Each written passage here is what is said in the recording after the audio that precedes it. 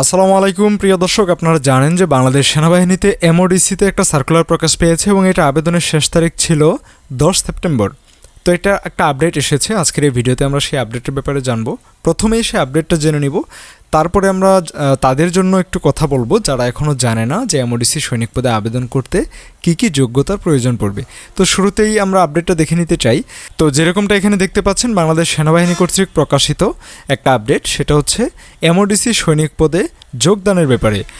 লেখা রয়েছে, এমওডিসি সৈনিক পদে যোগদানের আবেদনের গ্রহণের সময়সীমা 10 দিন বর্ধিত করা হলো। আবেদন গ্রহণের সর্বশেষ সময়সীমা আগামী 20 সেপ্টেম্বর 2025 তারিখ পর্যন্ত বাড়ানো হলো। নিয়োগ বিজ্ঞপ্তিতে প্রকাশিত নির্দেশনা অনুযায়ী টিএপি এর মাধ্যমে অনলাইনে আবেদন করতে হবে। এখন নিয়োগ বিজ্ঞপ্তিতে কি বলা হয়েছে বিস্তারিত আমরা একটু দেখব। আর আপডেটটা শুধু এটুকুই ছিল যে 10 সেপ্টেম্বর আবেদন শেষ হয়ে যাওয়ার কথা ছিল, কিন্তু আবেদন বাড়ানো হয়েছে 20 সেপ্টেম্বর পর্যন্ত। আপনারা 20 তারিখ পর্যন্ত আবেদনটা করতে পারবেন।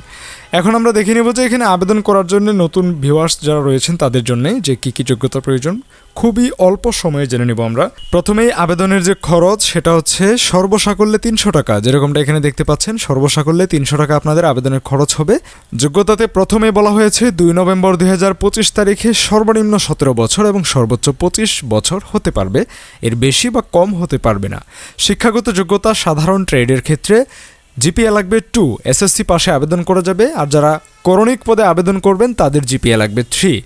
এগুলো হলে আপনি আবেদন করতে পারবেন। উচ্চতার বিষয়টা হচ্ছে 5 ফিট 6 ইঞ্চি, যারা উপজাতি রয়েছেন তাদের ক্ষেত্রে 5 ফিট 4 ইঞ্চি। ওজন লাগবে 49.90 কেজি বা প্রায় 50 কেজি। বুকের মাপ 30 থেকে 32 ইঞ্চি। শুধুমাত্র পুরুষ প্রার্থীরা আবেদন করতে পারবেন। স্বাস্থ্য পরীক্ষায় অবশ্যই যোগ্য হতে হবে। চোখের মাপ 6/6 হতে হবে। বৈবাহিক অবস্থা অবশ্যই অবিবাহিত হতে হবে।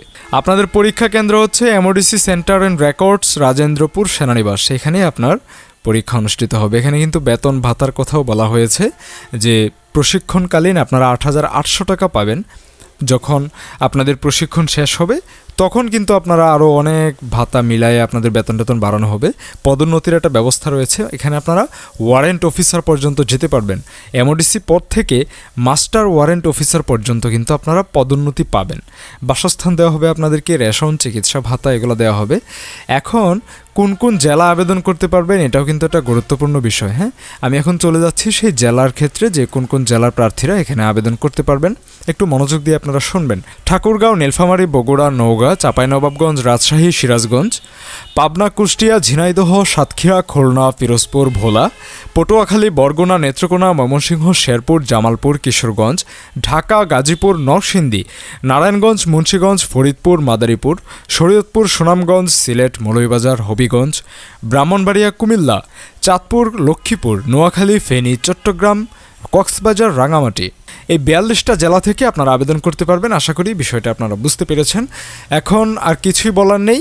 আবেদন করার পরে যখন আপনারা মাঠে যাবেন, SMS এর মাধ্যমে জানানো হবে বিস্তারিত বিষয়, তখন আপনাকে এই কাগজপত্রগুলো সাথে নিয়ে যেতে হবে। এগুলো আপনারা এমনিতেই পাবেন, আমাদের আগের ভিডিওতে এগুলো বিস্তারিত বলা হয়েছে এবং সার্কুলারের লিঙ্কটাও আমি ভিডিও ডেসক্রিপশনে দিয়ে দেওয়ার চেষ্টা করব, সেখান থেকে আপনারা দেখে নেবেন। তো এই ছিল আমাদের আপডেট সংবলিত আজকের এই ভিডিওটি।